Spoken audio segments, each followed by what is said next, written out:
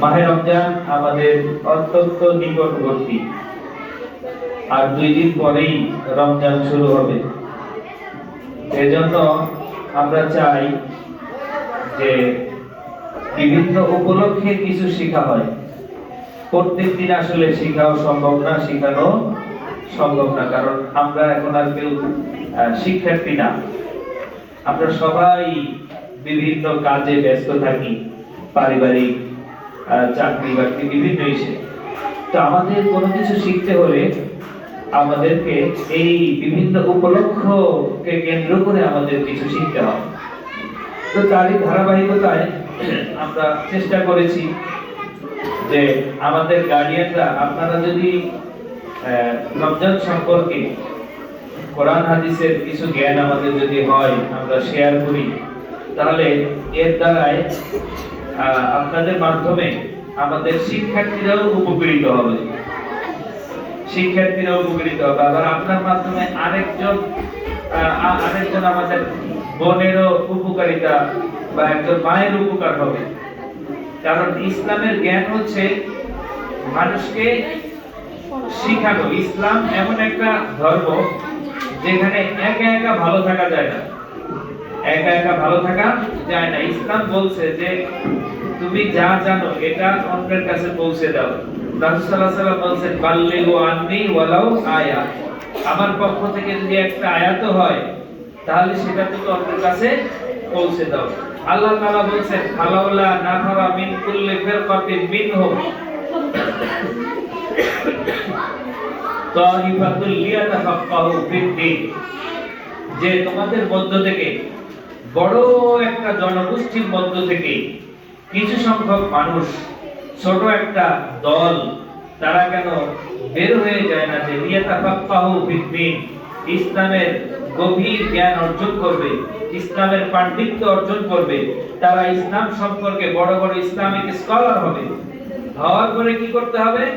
ওয়ালিয়ুনজিরু কওমাহুম, যখন তারা তাদের সেই জনগোষ্ঠীর কাছে ফিরে আসবে, তার পরিবার পরিজন এলাকায় ফিরে আসবে, তারা কি করবে? লাআল্লাহুম ইয়াহজারুন, তারা যা শিখছে এইটা যেন তাদেরকে জানাতে পারে।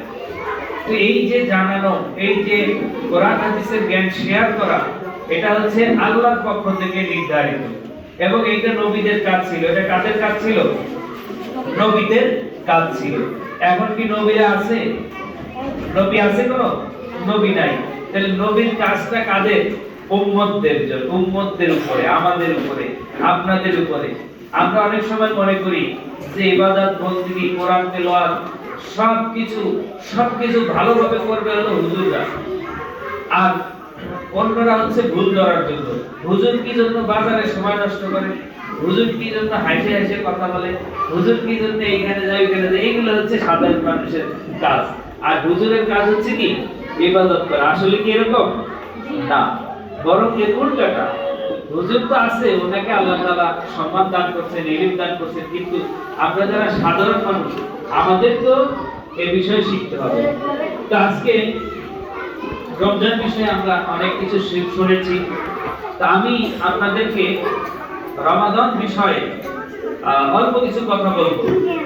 এখানে আল্লাহ রাব্বুল আলামিন রমজানের রোজা কেন ফরজ করেছেন?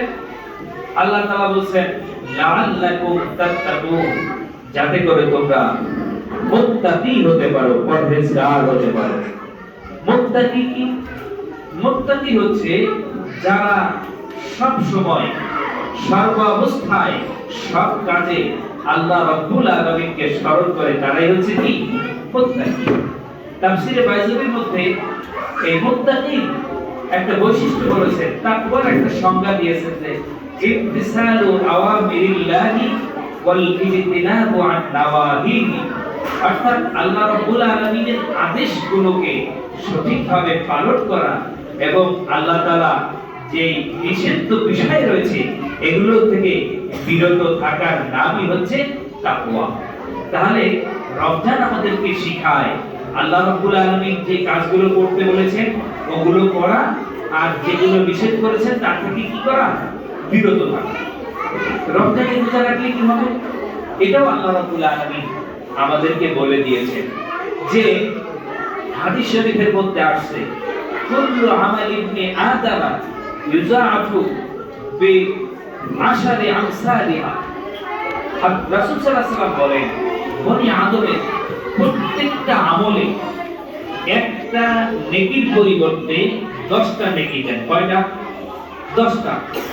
এরপরে হাদিসের মধ্যে আসছে যে এই 10 নেকিকে 700 গুণ বৃদ্ধি করে দেন। সুবহানাল্লাহ। প্রত্যেকটা আমল, ধরেন আমি কোরআন তেলাওয়াত করলাম, কোরআন তেলাওয়াতের প্রত্যেকটা হরফে 10 নেকি। কয় নেকি? 10 নেকি। এই 10 নেকিকে এই 10 কে আবার আল্লাহ তাআলা 700 তে পরিণত করবেন। কিন্তু আল্লাহ নবী সাল্লাল্লাহু আলাইহি ওয়াসাল্লাম বলেন যে ইল্লা সাওম, কিন্তু রোজা ছাড়া, রোজা ছাড়া যত আমল আছে সবগুলোর সব হবে কয় গুণ? 700 গুণ। কিন্তু সাওম হচ্ছে ইল্লা সাওম ফাইন্নাহু লি ওয়া আনা আজজি বিহি। সুবহানাল্লাহ। আল্লাহ রাব্বুল বলেন যে আল্লাহ তাআলা বলেন রোজার যে সওয়াব, রোজার যে প্রতিদান, এইটা আমি আল্লাহ নিজে দিব। সুবহানাল্লাহ। কি জন্য? কারণ বান্দা রোজা রাখে কার জন্য? কার জন্য? আল্লাহর জন্য। ফাইন্নাহু লি। এই ম্যাডামরা, আপনারা বাচ্চাদেরকে একটু ঠান্ডা করেন, বাচ্চাদের ঠান্ডা করেন, এভাবে তো কথা বলা যাবে না। কেউ হাঁটাহাঁটি যেন না করে, সবাইকে বসাই দেন। যদি দরজা বন্ধ করে পেট ভরে খাই তাহলে দুনিয়ার কেউ দেখবে, কিন্তু দেখবেন কি? আল্লাহ। সেই আল্লাহকে ভয় করে, সেই আল্লাহর কথা স্মরণ করে আমি যে খাদ্য পানাহার থেকে বিরত থাকলাম, এইটাই হচ্ছে বড় তাকওয়া। সুবহানাল্লাহ। এবং এই জন্য আল্লাহ তাআলা বলেন যে দুনিয়ার মানুষ আমাকে ভয় করে, আমাকে স্মরণ করে এই যে সকল প্রকার খাদ্য পানার সবকিছু থেকে বিরত থাকে, এই জন্য রোজার প্রতিদান আমি আল্লাহ নিজেই দিয়ে দেব। সুবহানাল্লাহ। কিরকম দিলেন? যে হাদিস শরীফের মধ্যে আছে, একই হাদিসের মধ্যে শেষে বলছে রাসূল সাল্লাল্লাহু আলাইহি ওয়াসাল্লাম যে লিসাইমি ফারহাতান, রোজাদারের জন্য দুইটা খুশি। কয়টা খুশি?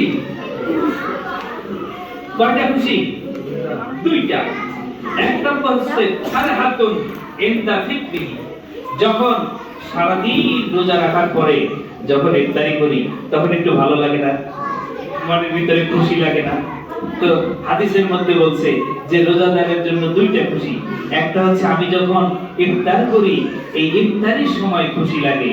দ্বিতীয় খুশিটা হচ্ছে ইনদা লিকাই রাব্বিহি, কাল কিয়ামতের কঠিন ময়দানে যখন আল্লাহ রাব্বুল আলামিন বলবেন আইনা সাইমুন, আমার রোজাদার বান্দারা কই, আমার রোজাদার বান্দিরা কই, আসো আজকে আমি নিজ হাতে তোমাকে প্রতিদান দেব। সুবহানাল্লাহ। ওই সময় আমাদের খুশি লাগবে না? অনেক খুশি লাগবে কিনা? এটা হাদিসের মধ্যে বলছে যে রোজাদারের জন্য দুইটা খুশি, একটা দুনিয়ায়, একটা কোথায়? আখিরাতে। সুবহানাল্লাহ।